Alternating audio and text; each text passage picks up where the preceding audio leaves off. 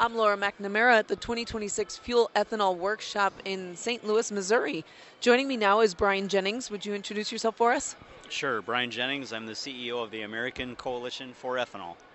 Great. And you were just on a panel just now. It was a pretty nice, extensive panel. First, let's talk about where we are with year-round nationwide E15 and now that it's since passed the House last month. Yeah, well, we're thrilled with the strong bipartisan support in the House. 122 Republicans, nearly 100 Democrats. We know that the pump price is continuing to be, I think, the most pivotal, consequential issue, helping sort of advance this in the House, where E15 is saving a lot of money relative to gas prices. We also have an election that I think we are leveraging certainly on the House vote. On the Senate side, we're engaging with, as you might expect, Majority Leader Thune of South Dakota. Strong supporter of this, can be very instrumental in figuring out the right path. They're trying to figure out whether the House language is acceptable to the Senate or not, and I think the early indications are that changes may need to be made to that House bill to the bill itself in order for the senators to be okay with it. Another challenge we have, of course, is most bills require a supermajority, 60 votes in the United States Senate to advance. So it's a little higher hurdle for us than a simple majority. And so just navigating that is a challenge. But figuring out the right language, figuring out the right bill that it may move on, whether it's standalone as what happened in the House, which was a pleasant surprise because we weren't really expecting or advocating for that, to be honest with you, or if it's attached to another must-pass bill in the Senate. I think what I'm grateful for and feel positive about is that I think the Senate feels the pressure now to do something. Now that the House has passed this, the senators that we've been talking to are like, okay, wow, now it's our turn and we actually have to do this. So I think there's a little more interest in being flexible and being open and finding a path forward. Yeah, and you mentioned what you felt could be a trigger point for motivation, too, is that the price of fuel has surpassed the cash value of a single bushel of corn, which we haven't seen in a while, and it's really putting the squeeze. So you were hoping that, too, would be a big motivator. Yeah, at our ACE board meeting last week, one of my wise farmer board members, investor in ethanol companies, said, it's rare when you see retail gas prices exceed the cash price for corn. And he noted the last time that was occurring at a significant pace or rate was back in 2005. And that's when Congress stepped in and passed the RFS to ensure that we had increasing volumes of renewable fuels blended. And look at us now, 20 years later, a little over 20 years later. Those conditions may not be taking place exactly today, but in the very recent past few days and weeks, we've certainly seen retail gas prices higher than cash price for a bushel of corn. And so I'm hopeful that while that's not something to be happy about, and that is a sign of distress in farm country and for people filling up at the pump, hopefully that's additional motivation to get senators to move. Right. And you said we're kind of at a critical state level in the races for the Midwest. Right now, you mentioned being disappointed by what happened in the governor's races in Iowa and South Dakota, for example. Yeah, look, we had two amazing champions for ethanol, and Randy Feenstra from Iowa and Dusty Johnson from South Dakota, both members of Congress who decided they wanted to go back home and run for governor. They both ran in a very crowded field, so not just one opponent, multiple opponents. And oftentimes what happens is that when you have a crowded field, those votes get spread out and surprising things, can happen. And so that's what's happened. They're going to be fine, and we're going to continue to work with them, and we'll find, other members of Congress to work with. I think the thing for us to stress with the midterm election coming up is that ethanol has never been a partisan issue. Whether the Republicans are in charge of Congress and a Republican is sitting in the Oval Office, or Democrats are in charge and a Democrat is sitting in the Oval Office, we must continue to make and maintain ethanol as a bipartisan issue. Going back to the House vote on E15, 122 Republicans and 95 Democrats supported this bill. That's amazing bipartisanship. We've got to make sure that we maintain that past the midterm election. Great, yeah, and we also need to touch upon the 45Z tax credit. What were the comments that ACE provided to the Treasury Department on that recently? Mostly we said, look, the timing is everything, and we're a year and a half into this tax credit, and we still don't have all of the rules to the road, even though producers can make a claim on that credit and are. But we need to get the models out that help determine CI scores. We need to get the farming practice piece settled, and we need to do that as soon as possible. So that's really the gist of what we said. There are producers here at this event that, because they've made a technology investment not related to farming practices, they've got a very nice CI score, and they're going to make a claim on a very good credit. And so that's great. We just want to build on that momentum, knowing that this tax credit isn't on the books forever. It expires at the end of 2029, so we've got to get moving. Okay. And there also spoke about in the panel Section 301 investigating Brazil.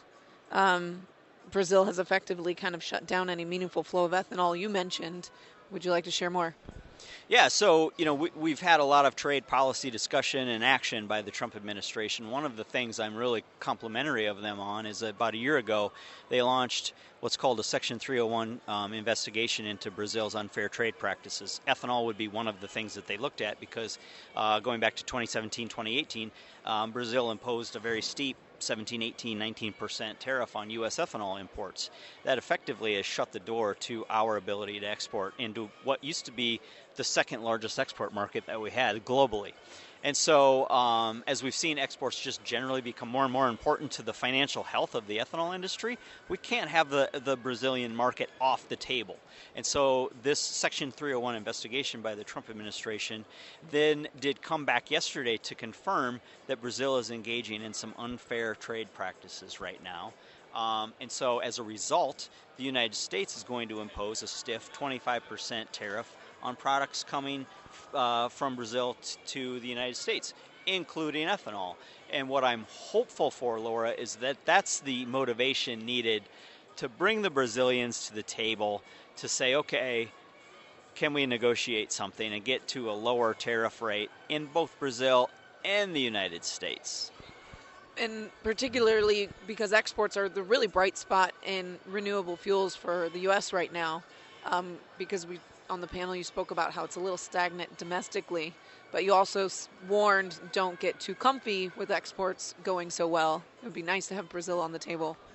Yeah, the export market has been tremendous. I said it's saved our bacon as an ethanol industry in terms of financial health, and it really has, because domestic demand has been relatively flat. You see very incremental increases in E15 and E85 use domestically, but overall gasoline use is shrinking. So overall fuel use is going down. And so we've got to find these new marketplaces. Getting E15 domestically would certainly help considerably. But almost every country in the world has a desire to reduce carbon intensity of their fuel and address climate issues. And so U.S. ethanol is in great demand right now around the world. We've got to take advantage of that. I think my comment about exports being fickle is that may not always be the case. And so let's take advantage of that export opportunity while we have it. But let's not be solely reliant on the export market to grow demand, that when that market sort of falls back or is reduced, we're screwed. So we've got to work simultaneously on developing these markets here at home, E15, E85, looking beyond the gas tank as well. And the panel also spoke about, the RVOs that have been quite robust and kind of setting the stage for a great opportunity. Now the industry just needs to follow through. That's right, the highest ever blending obligations under the Renewable Fuel Standard. Here we are 20 years later, and we finally got the big, robust RVOs that we were looking for. It sends a very strong signal to the market. That is indicative of what you see going on with RIN prices. So on the ethanol side, you can purchase a gallon of ethanol if you're a blender for about $2 a gallon. That comes with a RIN attached to it that's worth $2.30 right now, $2.30. So you can peel that RIN off after you blend it and sell it to another blender or refiner that needs that RIN credit to comply with the RFS, and you're making 20, 30 cents just by blending ethanol and selling that RIN credit. So it's an amazing opportunity for us, I think, to increase demand and it's a strong signal on the advanced biofuel side as well, which helps for ethanol. It helps with the corn oil that goes into either biodiesel or into renewable diesel. Great. And here at the Fuel Ethanol Workshop, how are you hoping to connect with the different visitors stopping by? What's your main message? Yeah, we've got a nice big booth spot here, and we've already talked to a lot of ethanol producers. We just want to check in with them, see how they're doing, encourage them to take part in some of the activities and events and member engagement that we have coming up. For us, the big one is our conference taking place in Minneapolis in August, the 19th, 20th, and 21st. So trying to just encourage ethanol producers to be part of that, just having conversations with them about what's important to them in terms of their business and their future, and it's always a good event. In the panel, you were really encouraging people. You said you got to stay involved, you got to keep up the fight, we got to keep the volume up on this. Yeah, I mean, going back to E15, passing the House is just a part of the battle. We have a big chore ahead of us in the Senate, particularly with a 60-vote margin. Every single person in this room has 2 senators. They ought to be calling those 2 senators or contacting those 2 senators and asking them to support E15. And then if they do support E15, we've got to be relentless and say, what are you doing to pass E15? And so, yes, that is a message we left with them. We do have a QR code here, so if an ethanol producer or someone else comes by our booth, they can scan that code. They can immediately then send a message that we've helped sort of write out for them to their 2 senators on this topic of E15. So we definitely want to raise that advocacy as well. Great. And then just kind of rounding back to that annual meeting coming up in August, the theme is Fueling Freedom, very appropriate for the nation's 250th anniversary. So any special plans for this year? Yeah, I mean, that's really what we wanted to build off is America's 250th anniversary of the Declaration of Independence. Ethanol gives that independence and that freedom to drivers, which we feel really good about. We're putting together the agenda right now, but you can expect that we will be talking about all of the public policy issues of the day that this panel did, from E15 to 45Z to exports, you name it, new markets. We're going to have speakers talk about heavy-duty use for ethanol in like John Deere and other heavy-duty applications, the marine opportunity, the sustainable aviation fuel opportunity, and then just a lot of breakout sessions to help board members in terms of leadership and training and succession planning, financial health of the company, things like that. So we're looking forward to it. Excellent. Well, is there anything else you'd like to add? No, thank you. Well, thank you so much for your time today, Brian. Appreciate it, Laura. I'm Laura McNamara at the 2026 Fuel Ethanol Workshop in St. Louis, Missouri.